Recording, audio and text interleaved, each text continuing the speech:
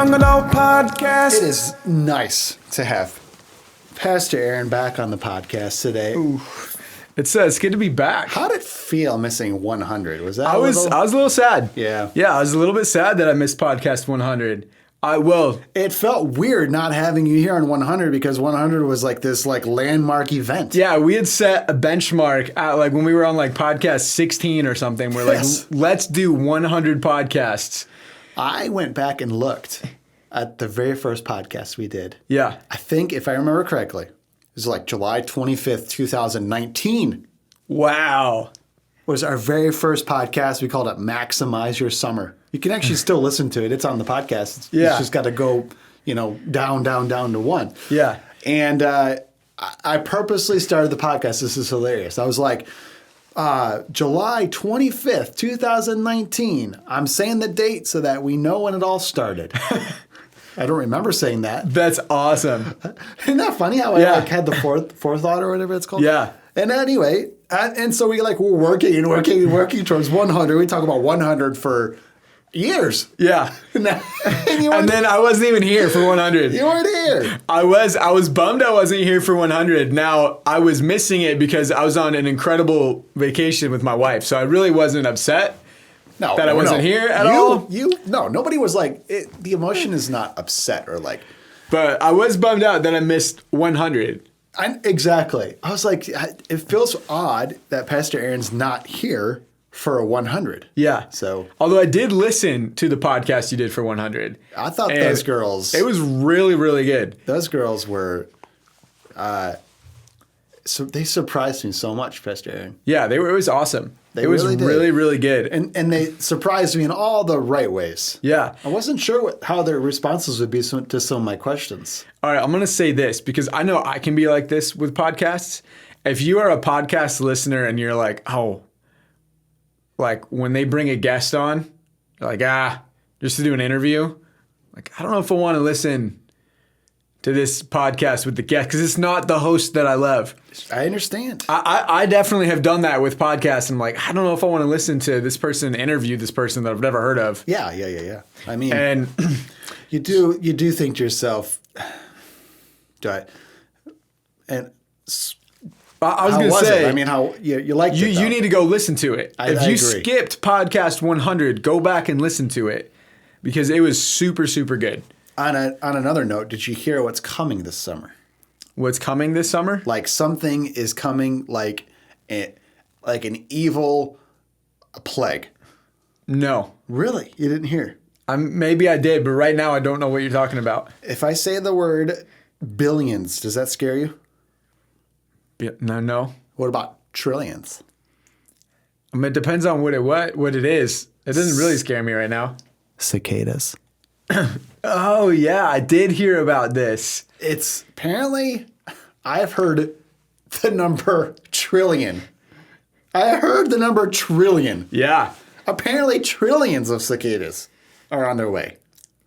That doesn't really scare me. I think cicadas are super cool.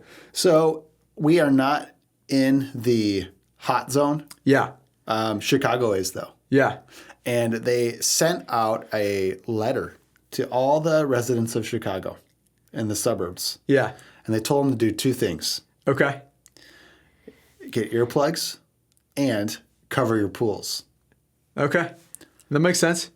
Apparently, it's going to be so bad that you need earplugs. I mean, that part's a little crazy. The cicada sound.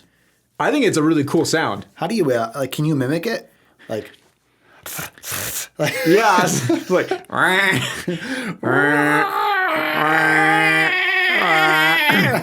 I can't mimic it. Maybe we can play the cicada sound and edit. I can try. See if I can find one. But I think it's a cool sound. I actually kind of agree with you. It's the sound of summer. It only comes around every few years, but it reminds me of summer. Yeah. I remember when I was a kid, maybe 12 or so. I'm not sure exactly how old I was, but we were living at my grandparents' house at the time. And my grandma has 5 acres, and she has a lot of pine trees. And the soil is really kind of very loose. It's not a lot of clay. It's almost like sand and black dirt. It's really great soil. But apparently that's a good spot for the cicadas. Okay. And because I remember one year, like all of a sudden there was all of the little shells on the trees. They were all over the place. And I was fascinated with them. And I remember like reading about them, and they have a crazy life. Like they live most of their life underground. They're really weird. Super weird. Yeah. So all those cicadas, they're alive right now in the ground, in the dirt. That's weird. And then they just crawl out of the tree or out of the ground onto a tree or something, fly out, lay some eggs, and then die. And apparently there's different species that come out every few years. They have like a 7-year. Yeah, I think it's a 7 to 10 year window, because that's kind of when they live underground for like 7 to 10 years. And then they come out every 7 years. Every 7 to 10 years, and yeah. There's different species. And so like this species comes out, this year, and the next species next year. But apparently this summer there is a dynamic multiplied effect where all the species are coming out together this year. This is why. It's crazy. I don't know. And I will say this. Part of me doesn't even believe it. Yeah. I mean, and this is one of the reasons why. Is everybody's looking for clicks. Every news outlet at station is wanting to get listeners. So I feel as if the story is being hyped to the point where it's going to be a big letdown. Yeah. That the whole summer could go by and I probably won't even hear a single cicada. Yeah. Or you might hear some, but it'll be just like the normal 7 to 10 years when you're like, oh, hey, the cicadas are really out this year. I don't know. Yeah. I don't know. Let's get into the meat of the podcast. Let's do it. Yeah. The Power of Pity, which is the title of the podcast, Yeah. if you hadn't noticed already, if you're listening or watching. What's up, everybody? The Power of Pity. It's very important to let people see your flaws, Pastor Aaron. Yeah. I think greater men than me and you have informed us as leaders. People connect more with your flaws than they do your successes. Yep. So don't spend your entire time from the pulpit or from a microphone bragging about yourself. Yeah. People don't really connect well with that. Yep. And I totally agree. Yeah. That I don't connect well with the leader whose life is perfect. Yeah. For sure. I don't. That doesn't relate to me. Yeah. That doesn't feel like that doesn't mirror my existence. Oh, yeah. I like to hear the truth. Yeah. And the truth, my friend, Pastor Aaron, is always filled with speed bumps. Yeah. And potholes. Oh, yeah. And wrong turns. 100%. And however else you want to say that, Yeah. the metaphor, you know? I know Pastor Tim, our lead pastor here, he told me, I think right when they hired me on staff, I think it was maybe during like my interview or something. He just mentioned this really quick and I've never forgot it. He said, I never trust a leader without a limp. Oh, yes, he did say that. And I think it was when they were talking to like, give us some strengths, give us your weaknesses. They were just like asking me these kind of typical interview questions. And he said, I never want to trust a leader without a limp, because if you're putting on this facade of perfection, then I know you're hiding something. And I was like, oh man, that's really good. So I always want to be transparent with people, because people do connect a lot with those speed bumps, with those wrong turns. But we were talking, there's a wrong turn though. There's a wrong turn. There's a wrong way to do this, because yes, we want to connect with people, but there is a difference between showing your flaws to connect and to just receive pity. Yes. There is power in pity. There is power in pity. I think George Costanza even says pity. It's an underrated, something. It says it's underrated. Pity's underrated, I think is all he says. Pity's very underrated. Because when you get pity from people, it makes you feel good. Yeah. Well, 'cause I think pity is people who are master manipulators are very good at using pity. And that's exactly what we want to talk about on the podcast today, is the power of pity. That there is a fine line every leader must walk. And we're going to talk to you today as if you're a leader. We believe you are a leader. Absolutely. We believe you're a leader. But there's a fine line with every leader to where let's show our flaws so people can connect with us. But let's not use pity as manipulation to coerce people into giving us what we want. Mm-hmm. And this is what I've noticed when it comes to leaders who use pity for power, is they are immature leaders. Children use pity to gain influence or to get their way. Yeah. I was going to say, let's kind of take a second and paint a picture. Please. Of what we're talking about. Take out your paintbrush and your palette, Bob Ross. Yeah. Paint us a picture. So this is when you were talking about, this is the first thing that came into my head when you were talking about getting what you want because of pity. And I feel like that maybe as the older or oldest sibling in a family, I would try to play this pity card more than the screaming temper tantrum card. And you'll learn that your parents respond better to pity than they do a tantrum. Right, because as an older sibling, I would watch some of my younger siblings throw this tantrum and get in trouble. Yep. And I noticed quickly that especially with my grandparents, that pity card could get me that extra bowl of ice cream. Yeah, so instead of throwing a tantrum that your sister got an extra gummy worm. Right. You would use an emotion of pity. All of a sudden, sadness comes over you. Yes, exactly. You get those big puppy dog eyes or the kitty cat eyes, and my sister got another worm, a gummy worm. I never get the extra gummy worm. I've never gotten it. Yeah, that's it. That was really good. And I'm so sorry, Pastor Aaron, because that's what your grandparents called you when you were 5. I'm so sorry, Aaron. Oh, we'll get you another gummy worm. Just sit still. Sit still. Yeah. Okay. And then you get the gummy worm, and you think to yourself, haha, joke's on you. Yeah, exactly. That's it. And it seemed like that's a great, I think, picture that a lot of us can see and relate to when it comes to maybe some young children wanting that extra whatever or that whatever it is.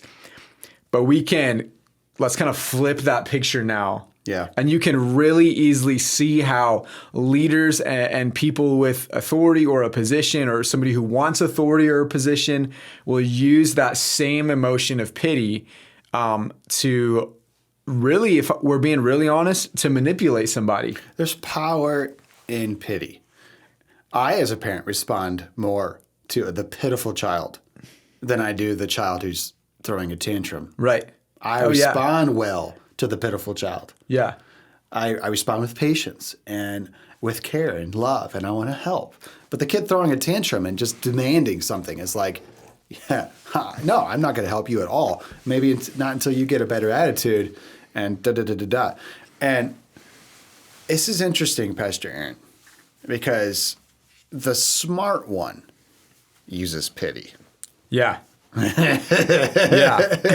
And that makes it even more dangerous. Yes. Oh, absolutely. They have found a loophole that few find. Yes. Yes. And we were talking about people because you can see this if you can take a step back and almost have that bird's eye view of leadership, of life, and you shift that to start to look at leaders in the Bible. You can see that there was so many people in the Bible that were great leaders, or at some point in their life God used them, but they became masters of playing this pity card. Right away, we thought of a few. Yeah. Saul. Yeah, King Saul. He would use the pity card quite a bit. He even tried to manipulate Samuel with the pity card. Oh, yeah. I think of Jonah. Yeah. Oh, yeah. That's a great one. I didn't think about Jonah. That's so good. Jonah tried to manipulate God with the pity card as he sat under that shade. Yeah, under that shade tree, from man. the tree, and then the worm eats the tree, and, God cannot, what? Pity, pity, pity. God didn't fall for it. Another person that we thought of was Solomon. Yeah. It seemed as if a lot of times when you read Solomon's writings, Ecclesiastes and some of the Psalms, and then even like Lamentations and things like that, it seems pretty clear to me that Samuel had a pity way about him. Yeah, or Solomon. I'm sorry. Yeah, I'm sorry. I misspoke. No, it's okay. You're good. Thanks for helping me out there. We just said lots of guys with the S names. And I get confused. Thanks for just helping me out real quick there. Yeah, that Solomon would use the pity card to. It seemed as if to explain life, complain. Yeah. Maybe get his way, and I'm sure it transitioned into how he would try to get his way and do things. I mean, he was not the perfect leader. He was the wisest person, but he had his sin bents and he had his flaws. And he certainly figured out a way to use that wisdom to gain stuff. Yeah. I mean, he had 1,000 women in his harem or whatever you want to call it. Yeah. So he had wisdom to gain influence, and I'm sure it seemed as if he had to use pity along the way. Yeah, absolutely. And so then when we were talking about this, before we started recording, I kind of had this thought, and I think this is the best way that I could come up with to try to help us define this line of connecting with people through our weaknesses versus using pity to get what we want. It's a fine line. I think sometimes even as leaders, we start off good. Yeah. Oh, absolutely. And then we don't even realize that we've actually crossed the line a few times. Yeah. And now we're just manipulating people. For sure. And I think that a great way to define this is I want to be a leader who's humble rather than a leader who is full of pity or trying to get pity from someone. And I was thinking about, I'm just going to define kind of these two words that I'm going to use for a second for everybody. I think this is a great definition of humility that I've heard pastors use, and that humility is not thinking less of yourself, not a woe is me, but it's just thinking about yourself less. Yeah. And I think if you fall into the line of woe is me, woe is me, woe is me, then you fall into this power of pity. Oh, absolutely. That's exactly what it is. I think a great person to look to who is full of humility but not pity was John the Baptist. He was constantly pointing people to Jesus. That's a great example. And he was very humble. Yeah. He even prayed that prayer, I want to decrease so that he can increase. Yeah. But he never played that pity card. A lot of the disciples played the pity card with Jesus. Oh, yeah. And he would just shove it right back in their face. Yeah. I mean, even right at the very end, when they were like, Jesus was kind of talking about how Peter's life was going to end and some things, and then like, what about John? Yeah. Peter looks like, what about John? What about John? If I want John to live until I return, that's up to me. Stop playing the pity card. Yeah. Whoa, okay. Sorry. But that's the thing, is that Peter was trying to use pity as a manipulation to somehow bend Jesus' arm into giving him what he wanted. Yeah. That's interesting. Yeah, it's super interesting. And so I think pity I was having a hard time defining pity. So I just looked up the definition of what pity was. And this is what Webster's dictionary said, is that it's a cause for regret or disappointment, or to feel sorrow for the misfortune of someone else. Okay. And so I kind of came up with a few statements on pity versus humility. And I wanted to see what you thought of. Pity being bad, humility being good. Yeah. So I just made these up. I didn't read these anywhere. You can be like, hey, that's wrong. I wanted to hear your thoughts on it because I just made this up before we started recording. I said that pity says, throw me a party. But humility says, throw God a party. I definitely agree with that. The pity party. Yeah, the pity party. Throw me a party. Pay attention to me. Give me all the everything. Talk about me. Think about me. Look at me. Ooh, yeah, the pity party. Yeah, give me the pity party. It's a pity parade. Oh yeah, that's good. But humility says, okay, but you said humility says, okay, I'm hearing this for the first time too, Potty, so I'm breaking it down in my mind as well. But humility says, throw God a party. Throw God a party. Because I can think see that. I think when I wrote that, I was really thinking about John the Baptist, and Oh, yeah. actually, your mom preached a great message on Mother's Day about John the Baptist, and so that's kind of fresh in my mind. And I was thinking about him, and he was constantly pointing people to Jesus. Yeah. And even when his disciples said, "John, everybody's going over to Jesus," John was like, "Great! I told you I'm not the Messiah. I was just pointing to him." Wow. And so that's kind of where I got that from. Yeah. That's good. All right, let me give you this next one.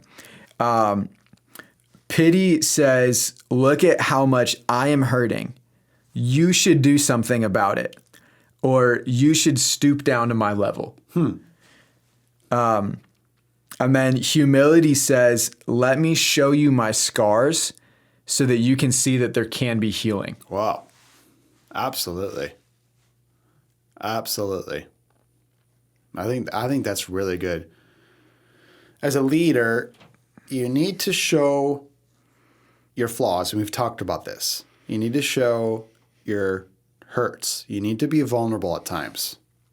But we've got to be very careful that there's purpose to the pain. Yeah, that's And good. God purpose, a higher purpose to the pain. Leaders get hurt. We get wounded. You're a leader. You're going to get hurt. You're going to get wounded. Yep. Be very careful not to let that just define you. Yeah. Because then if you're, like you said, if it's, read the first statement again. All right. Pity says, "Look how much I am hurting. You should do something about it, or you should stoop down to my level." Yes, stoop down to my level. Now, if you're a leader and you're gathering people to you based on pity of come down to my level, then guess what? The organization, the ministry stays at a low level. Yeah. Ooh, that's good. Come on.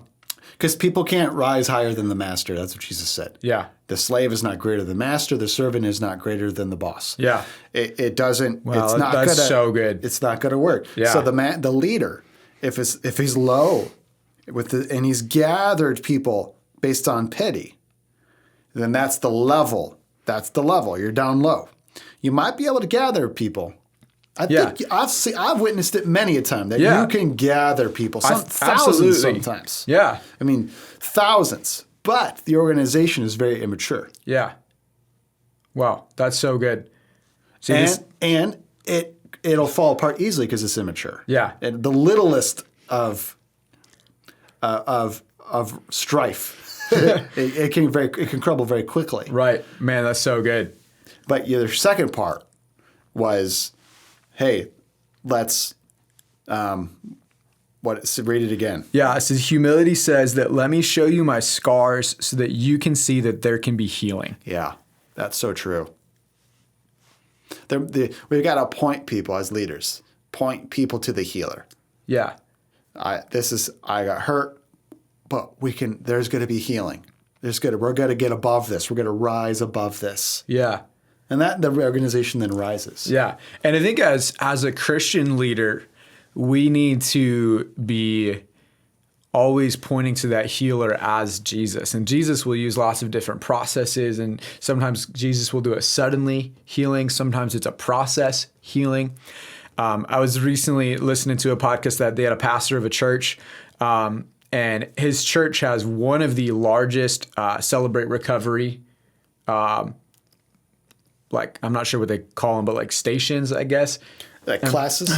They have apparently one of the largest in the U.S. and they own the church owns recovery houses, and they do a lot of work with Celebrate Recovery, and I think the church does that because this pastor when he was younger had dealt with alcohol and drugs, and he has a big heart for it, but he doesn't run it. His church just helps support it.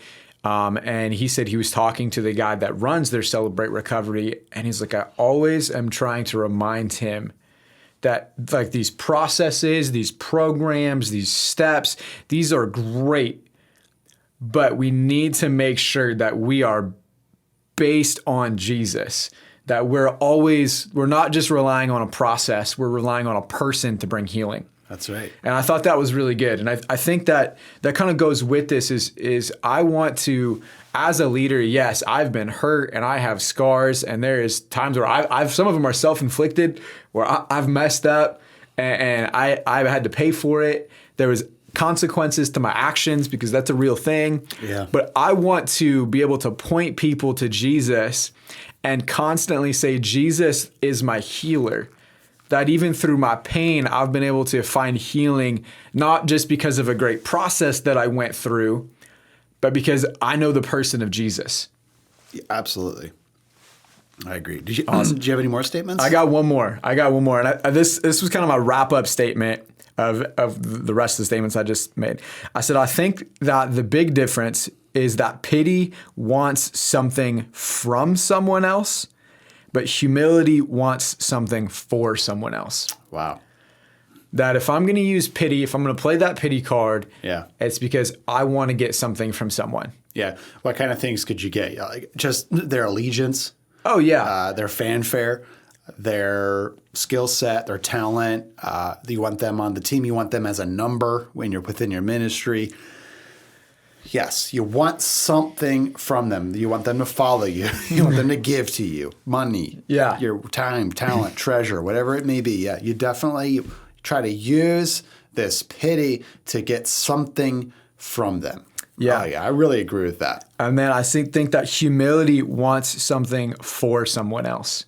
You know, I was thinking about this as a youth pastor, right? If I really truly am doing the work that I'm doing for these teenagers.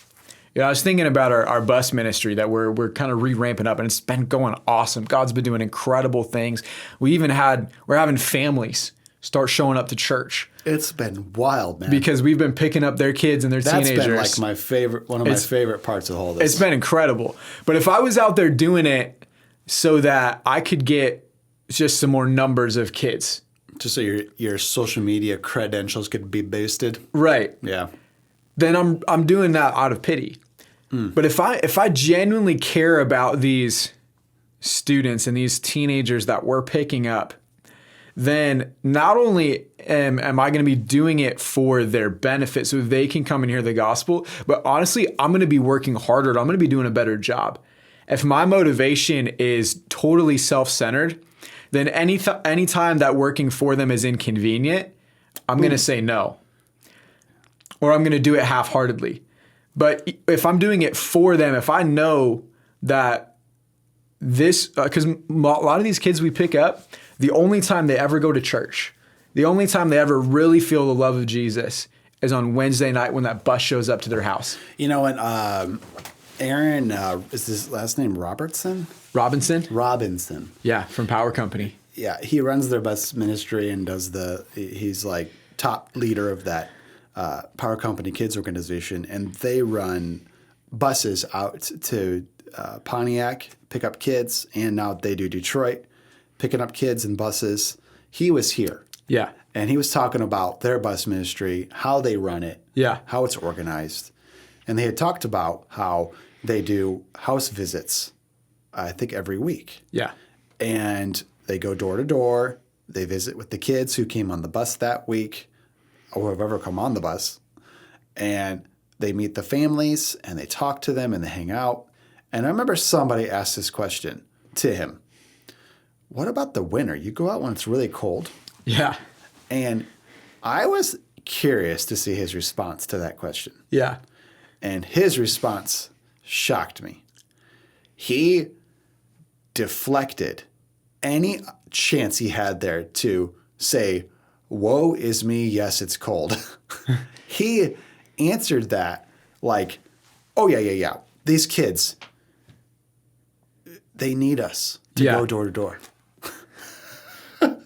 Yeah. And he was like, to him, the weather wasn't even a thing. Yeah. It was no reason not to go door to door. Yep. Because we were asking, like, it's 10 degrees outside, and you're going door to door. You're outside. Yeah. Yeah. He goes, and he didn't even say for 1 second it's hard or yeah, sometimes I don't want to do it, but I do it anyway. No, he just immediately was just talking about how important it is to build these relationships with these kids, and he was so focused on the kids. Yeah, it was incredible. Helping the kids. It was inspiring. It was so inspiring that it lifted us. Oh, absolutely elevated It inspired us. Yeah. And now we've built this bus ministry off of their model, and our team that goes out every week, they're incredible. And superheroes, in my opinion. Absolutely. And there's times where I step in, I'm kind of one of the substitutes on that team. I drive the bus every week, but I don't do the home visits every week, but I do them pretty often.